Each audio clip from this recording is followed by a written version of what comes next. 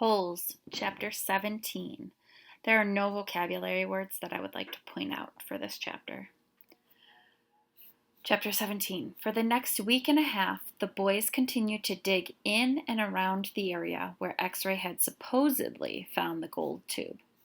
They widened X-Ray's hole, as well as the holes Armpit and Squid had been digging, until the fourth day, when all three holes met and formed one big hole.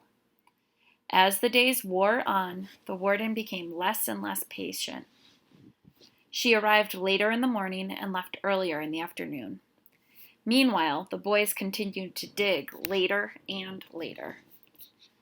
"This is no bigger than it was when I left you yesterday," she said, after arriving late one morning, well after sunrise. "What have you been doing down there?" "Nothing," said Squid. It was the wrong thing to say.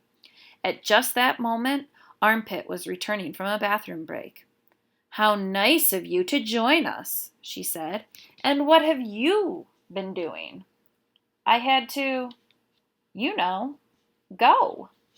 The warden jabbed at Armpit with her pitchfork, knocking him backward into the big hole. The pitchfork left 3 holes in the front of his shirt and 3 tiny spots of blood. "You're giving these boys too much water," the warden told Mr. Pendanski. They continued to dig until late afternoon, long after all the other groups had finished for the day.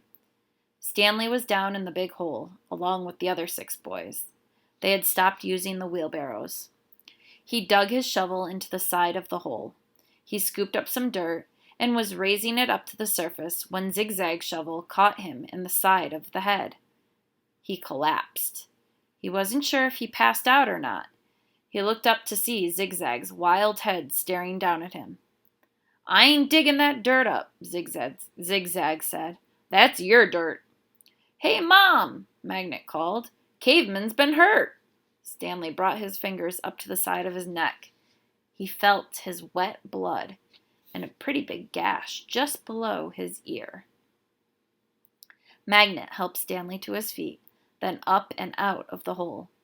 Mr. Sir made a bandage out of a piece of his sack of sunflower seeds and taped it over Stanley's wound.